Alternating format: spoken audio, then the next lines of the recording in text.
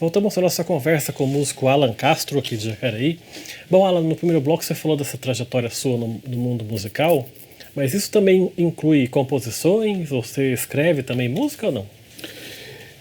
Olha, depois que eu comecei a vivenciar isso, eu cheguei a fazer 3 letras, assim, mas ainda não coloquei melodia nelas, eu quero uma coisa que eu penso em investir também, mas ainda não iniciei isso. Eu acho que a arte vai tomando uma proporção que você vai desenvolvendo essas habilidades e é uma coisa que eu lembro que quando eu era criança, a facilidade de construir paródias, porque desde criança eu me achava muito criativo na escola e assim, eu acho que isso é uma coisa bem artística mesmo, né? De você pensar em algo e construir a partir de uma palavra. Mas é um sonho, sim, é um projeto que eu tenho pensado bastante em relação a isso. Eu penso que agora eu preciso fazer as pessoas conhecerem um pouco mais sobre o que eu sou, o que eu faço, e tenho essa vontade, sim. Você falou de ser uma criança criativa, né, extrovertida. A sua infância é passada em Piquete, né? Piquete, São Paulo. É uma cidade, hoje eu acho que tem 16 mil habitantes, né? Próximo de Lorena, Cruzeiro. Eu vivi lá desde pequeno. Meus pais, minha mãe e meu pai moravam lá. Meu pai começou a trabalhar aqui para São José dos Campos, né?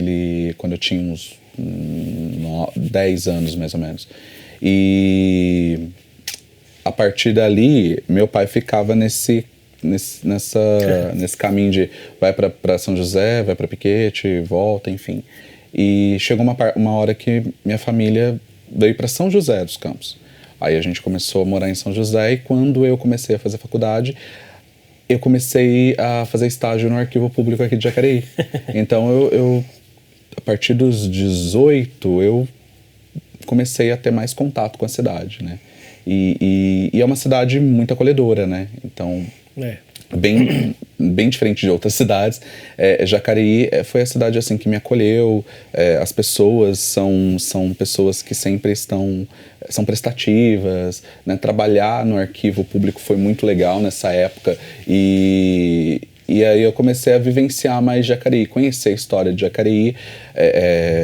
Jacareí é muito rico, né? Eu ainda quero fazer um projeto assim, musical que a gente consiga trazer essa essência de Jacareí, porque não só na sua história, mas eu acho que a cultura da cidade, ela merece ser mais valorizada, ser impulsionada, sabe?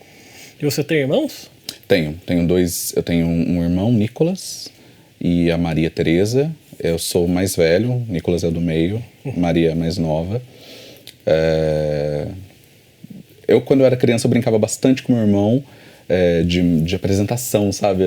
Essas coisas assim, tipo, vamos fazer um programa de televisão, vamos. Então, a gente brincava bastante disso. Acho que isso aí também é uma coisa que eu acho que estava desde pequeno ali. Você falou que no outro bloco que sempre na sua casa escutava Rita Lee, né? Cazuza, Tim Maia.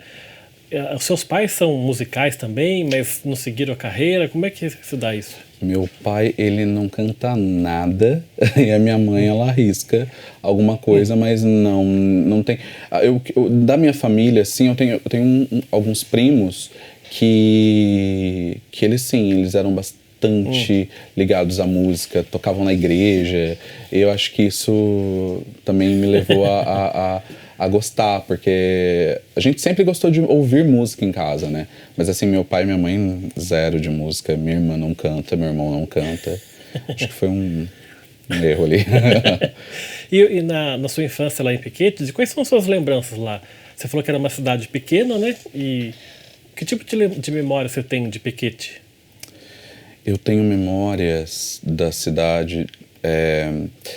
Eu lembro, por exemplo, da Festa do Peão. Acho que é uma coisa que marca a cidade. A cidade é conhecida por isso. A Festa do Peão, todo mês de junho, julho. Lembro também do aniversário da cidade, que sempre tinha desfile. Porque a gente acordava cedo, tinha que desfilar. Eu lembro bastante do meu bairro, sabe? Da onde eu morava, assim, que era um bairro tranquilo, bem diferente quando eu venho pra cá, pra esse lado de São José, Jacareí, que lá eu, quando criança, brincava na rua, sabe? Tinha uma mina d'água no bairro, era bem legal isso. E eu tenho essas lembranças da cidade. E por ter escolhido história na faculdade, eu imagino que você deve ter aprendido a gostar de ler também desde criança ou adolescente. É isso mesmo, você sempre teve essa referência também na literatura? A leitura, eu aprendi a gostar mais da leitura quando eu já estava no ensino médio, transitando para o fundamental para o médio, que era uma prática, assim, que eu me lembre quando menor, assim, não tinha tanto, assim, sabe, em casa, assim, era história em quadrinho, eu lembro mais disso. Mas daí, quando eu entro no ensino médio, era bem legal, porque eu tinha uma professora de literatura que era muito boa. E ela trazia, assim... Acho que a gente sempre tem, né, uma referência, uma pessoa... Se a professora é boa... A gente se espelha, né, nessas pessoas. E aí foi que abriu o caminho, assim, para leitura. E um professor de história muito bom que eu tinha, que me fez gostar de história de uma maneira diferente. Pensar assim, eu acho que eu posso trabalhar com isso, né, naquele momento, né, quando jovem ainda. E daí você se forma, que tipo de professor você foi, na sua visão hoje, passados esses anos, mas que tipo de profissional você foi? Você dava aula para crianças ou adolescente? Minha formação é para ensino fundamental e médio, né? Então, do 6º ano ao ensino médio. Eu me vejo... eu sempre tinha isso na cabeça na hora que eu ia planejar as minhas coisas para a escola, o que eu gostaria de ter tido quando eu era estudante. Então, as minhas aulas, elas eram bem, assim, diversificadas. Então, eu lembro muito que tinha uma turma que não aprendia se eu ficasse só no texto. Eles não aprendiam. E aí, eu falei, caramba, é muito difícil, o que eu vou fazer? E eu sempre fui brincalhão, e eu acabei fazendo uma brincadeira no dia de encenar o que estava acontecendo ali. E aí virou uma marca com aquele 6º ano, eu lembro bastante. Já era uma coisa artística. Era uma coisa artística, já tava... eu pegava lá, vamos lá, Guerra do Peloponeso. Como é que foi a Guerra do Peloponeso? Daí eu começava a encenar, assim, com eles, e eles pediam mais, e eu sempre buscava trazer isso pros alunos, porque eu acho que aprender precisa ter um diferencial, né? E ainda mais, assim, aprender história num país como o Brasil, que a gente sabe que geralmente joga a história no lixo, né? Sim. É um país, aquela célebre frase, o Brasil é um país sem memória, né? E as pessoas esquecem com facilidade, né?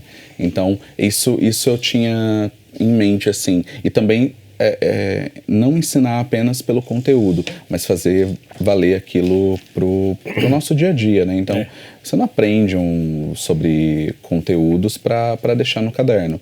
Você aprende para poder cobrar em sociedade, se tornar um cidadão melhor.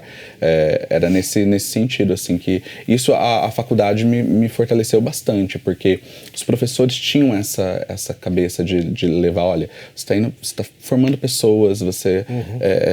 querendo ou não, a gente precisa ser neutro, mas nós somos referências para as pessoas, né?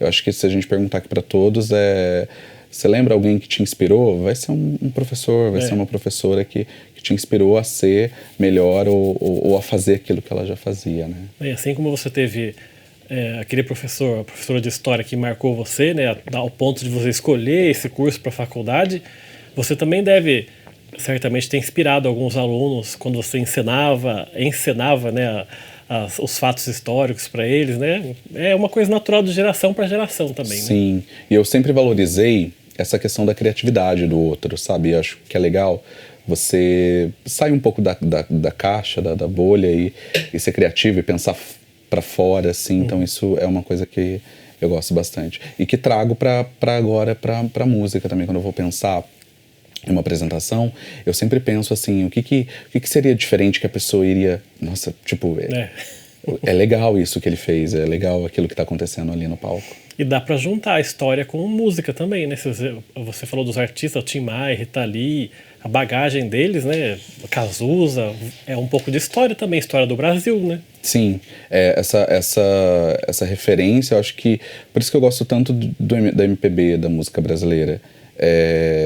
Tem letras que as pessoas não conhecem, né? Então, quando você traz um outro olhar para aquela letra, e eu percebi que no meu repertório tem algumas músicas assim que a gente vai estudando, eu falo, nossa, isso aqui é demais para a pessoa perceber que tá falando da nossa história, tá falando da nossa vivência, né?